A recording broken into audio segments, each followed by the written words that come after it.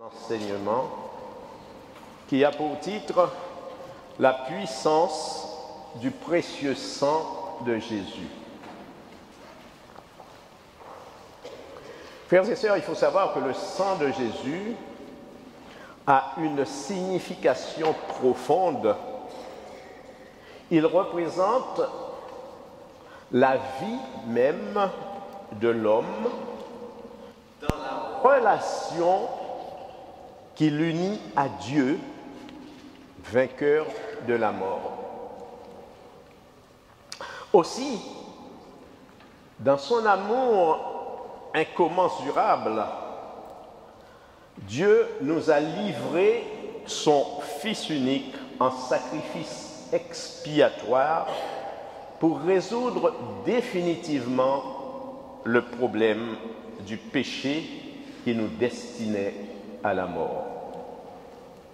Il est écrit en effet dans Jean chapitre 3 verset 16 « Car Dieu a tellement aimé le monde qu'il a envoyé son propre Fils afin que quiconque croit en lui ne périsse pas, mais qu'il ait la vie éternelle. » Amen. Et la parole de Dieu nous dit encore dans Matthieu 26, 28, « Car ceci est mon sang, le sang de l'alliance qui est répandu pour plusieurs pour la rémission des péchés. » Amen. Frères et sœurs, nous avons donc toutes les raisons de nous tourner vers Dieu dans la foi pour le glorifier et lui rendre grâce. Car personne ne peut ignorer l'œuvre accomplie à la croix en son Fils pour notre rédemption. Notre rédemption, c'est-à-dire notre rachat. De même que nous chrétiens, nous ne pouvons pas ignorer la puissance du sang de Jésus, ce sang par lequel il a tout obtenu pour nous. Nous sommes lavés, purifiés, justifiés, pardonnés, protégés du péché. Amen. Quelquefois, nous invoquons le sang de Jésus sans même en prendre conscience de l'importance et de la puissance et du pouvoir du sang de Jésus. Sans ce sang versé, frères et sœurs, je vous l'ai dit tout à l'heure, nous étions destinés à la mort spirituelle. Le sang de Jésus, c'est une matière vivante qui possède, en effet, une puissance divine infinie et de nombreux attributs. Je vous l'ai dit, purifier, pardonner, sauver, délivrer, libérer, guérir, etc., etc. Alors, pourquoi le sang de Jésus est-il précieux? Parce que le sang de Jésus, bien sûr, qui a été versé pour nous à la croix, c'est la clé qui ouvre la porte à toutes les bénédictions spirituelles que Dieu nous a données en Christ Jésus. Le sang de Jésus a une grande valeur, c'est la puissance du rachat.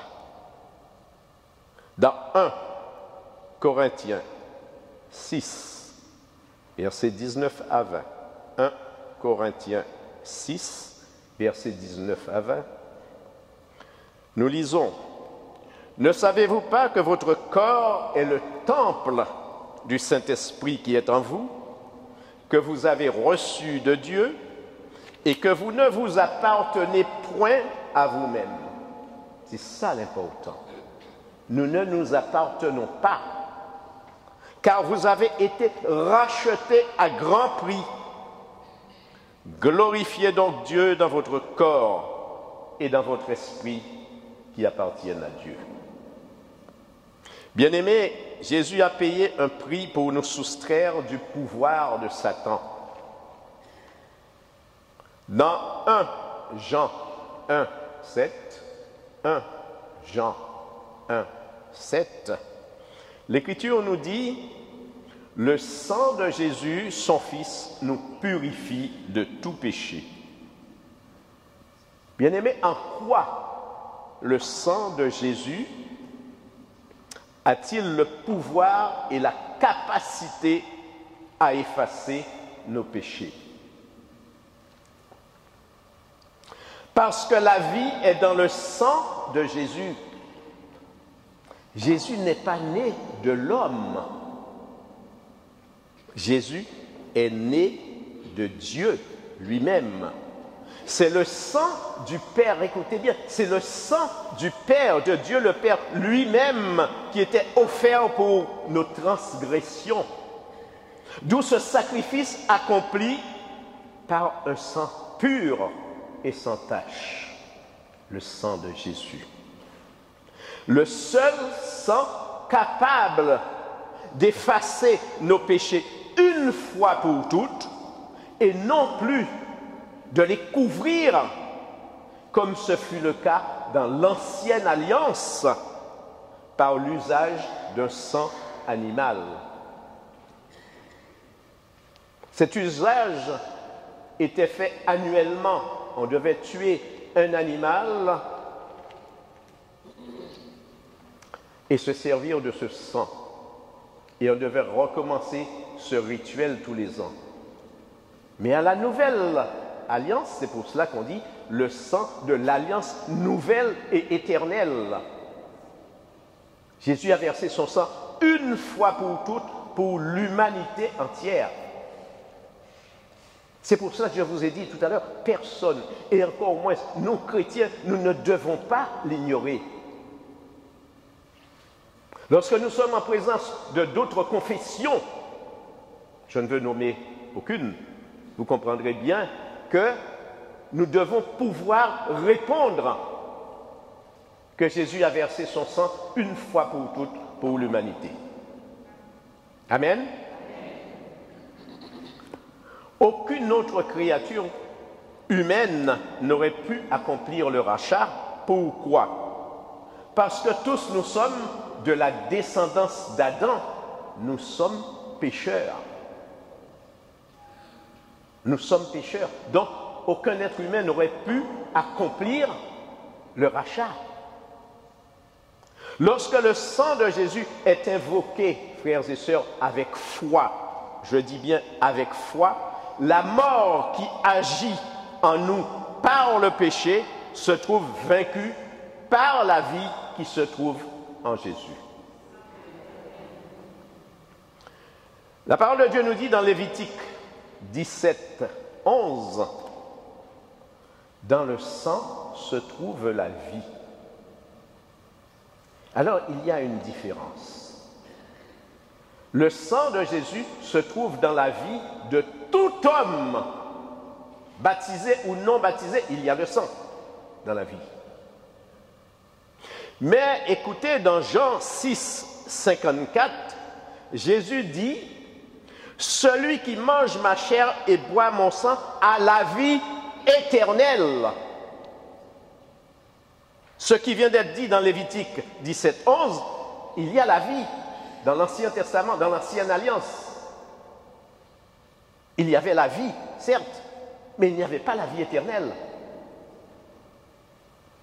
C'est dans la Nouvelle Alliance, celui qui mange ma chair et boit de mon sang a la vie éternelle. C'est une arme puissante qui désarme nos ennemis, qui les écarte. Le sang agit là où il est évoqué. La puissance contenue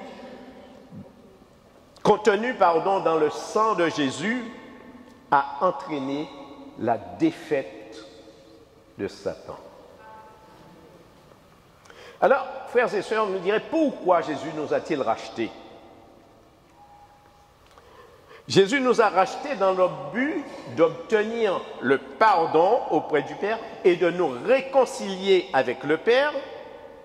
C'est pour cela que Dieu a envoyé son propre Fils pour accomplir son œuvre par le sacrifice de la croix en expiant nos péchés.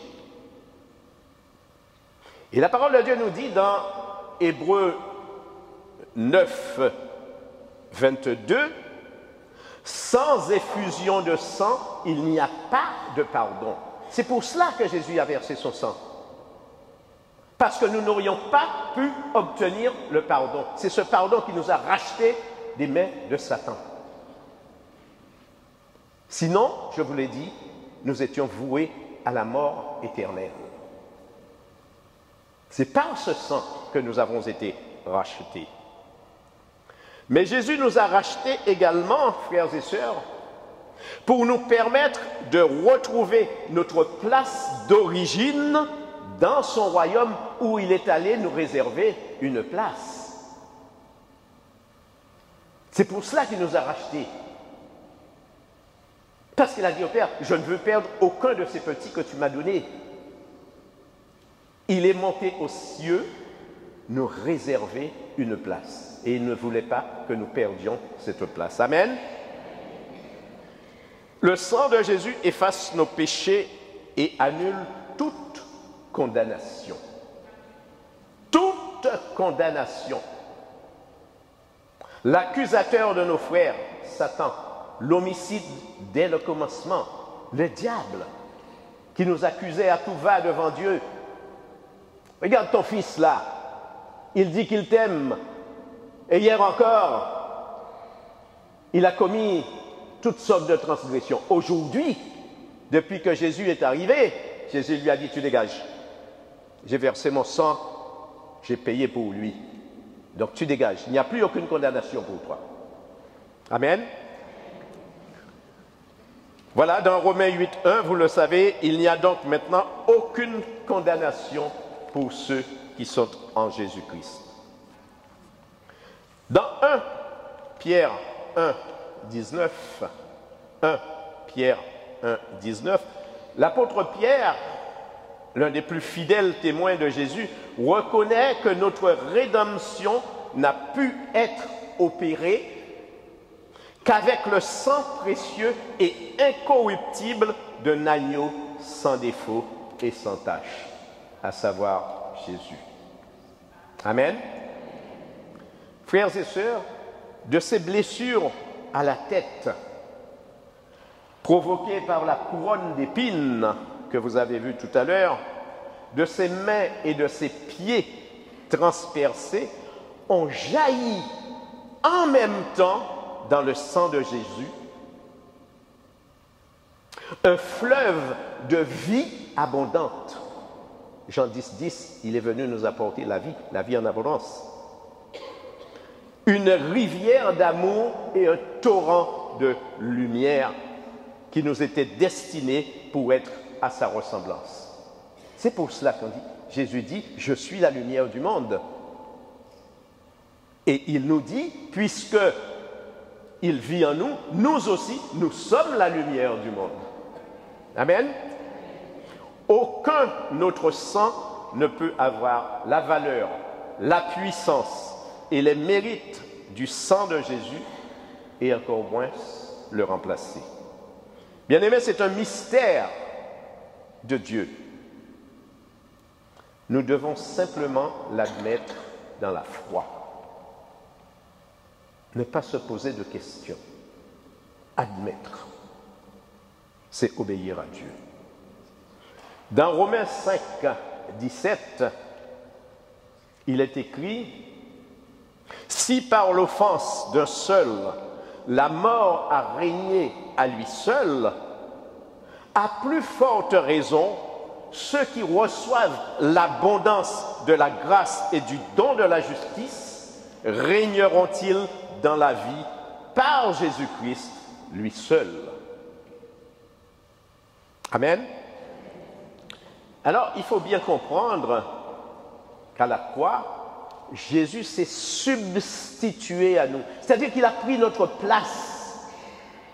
Ce qu'il a subi à la croix, le châtiment qu'il a subi à la croix, c'est nous qui aurions dû le subir, ce châtiment.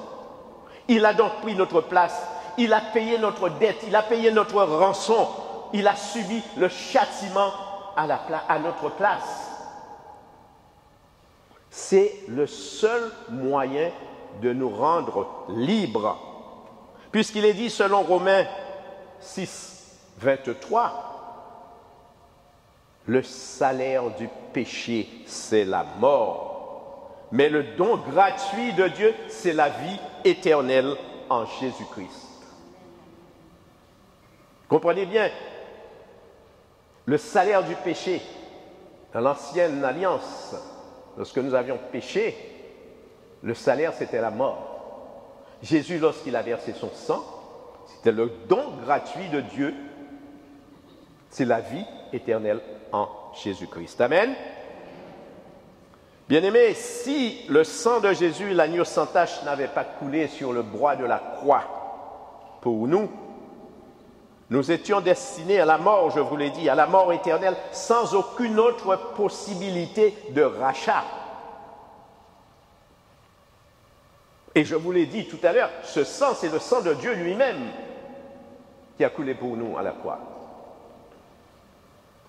L'apôtre Paul, nous dit dans Éphésiens 1, 7, en lui, nous avons la rédemption par son sang, c'est-à-dire le rachat par son sang, la rémission des péchés selon la richesse de sa grâce.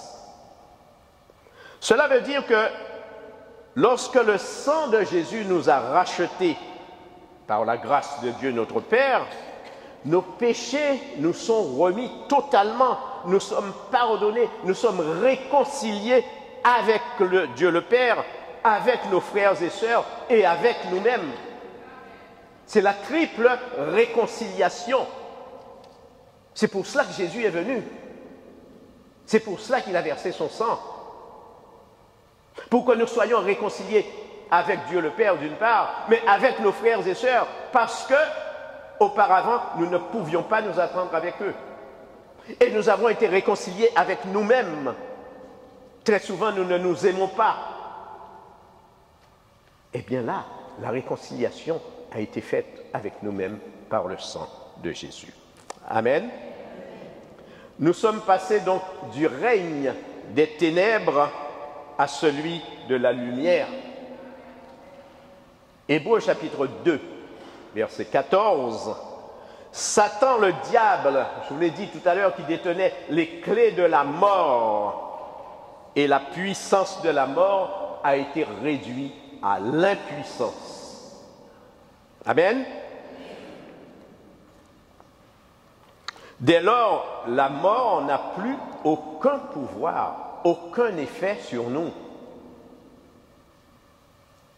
Jésus nous a rachetés. Nous ne sommes plus perdus.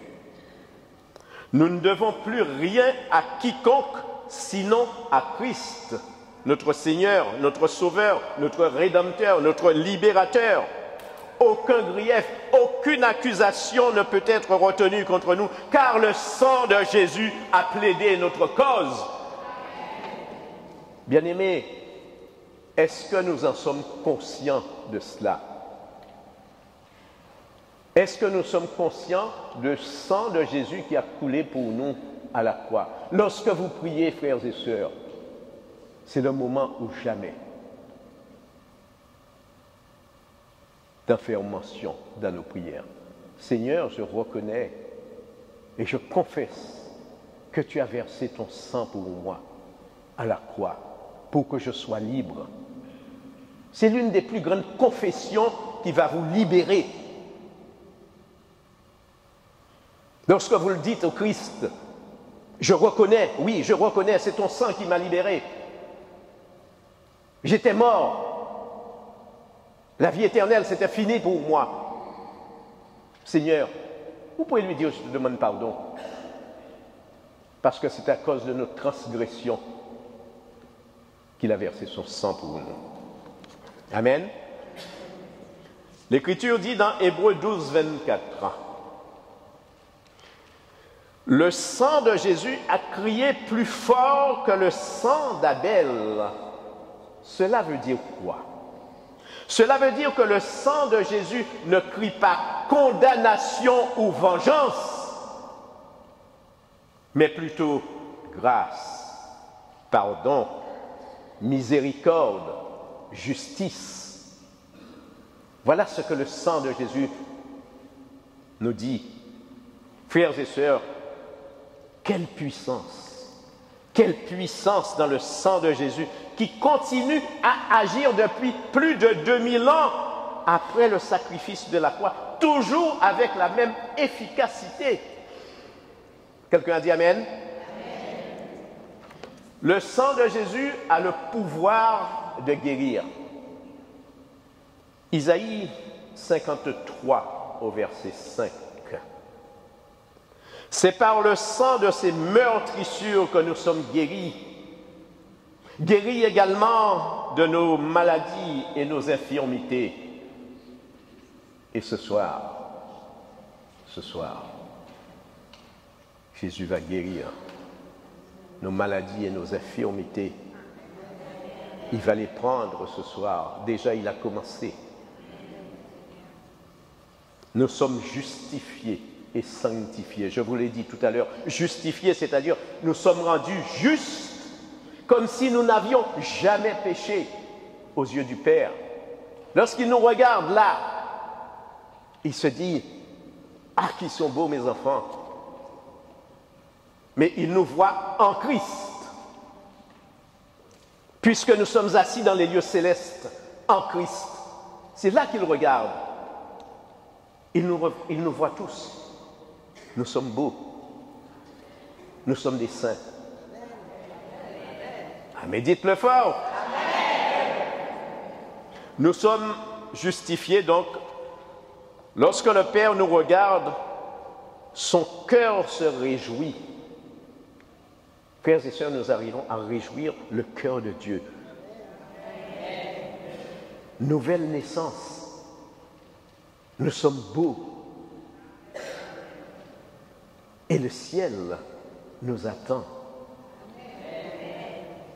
À condition, bien sûr, que nous continuions à grandir dans la sainteté. Amen. Alors, être sanctifié, ça veut dire être mis à part pour Dieu. Nous sommes dans le Christ, assis dans les lieux célestes, donc nous sommes sanctifiés. Mais nous sommes encore sur terre, donc cette sanctification se poursuit jusqu'à ce que nous arrivions à la maison du Seigneur. Amen. La parole de Dieu nous dit dans Apocalypse 12, 11, et nous en faisons souvent référence dans la protection, ils ont vaincu l'adversaire par le sang de l'agneau et de la parole de leur témoignage. C'est-à-dire qu'ils ont confirmé et proclamé que le sang de Jésus versé à la croix a permis de vaincre Satan définitivement. Amen, alléluia. Mon frère, ma sœur, n'aie crainte. Tout s'accomplira pour toi à partir de cet instant si tu crois en la puissance du sang de Jésus. Vous l'avez entendu, cette puissance du sang de l'agneau qui nous a rachetés et nous a donné la victoire totale et définitive sur l'ennemi. Bien-aimés, que le précieux sang de Jésus coule sur vous de la tête aux pieds, qu'il vous protège, vous et vos familles, contre les assauts de l'ennemi.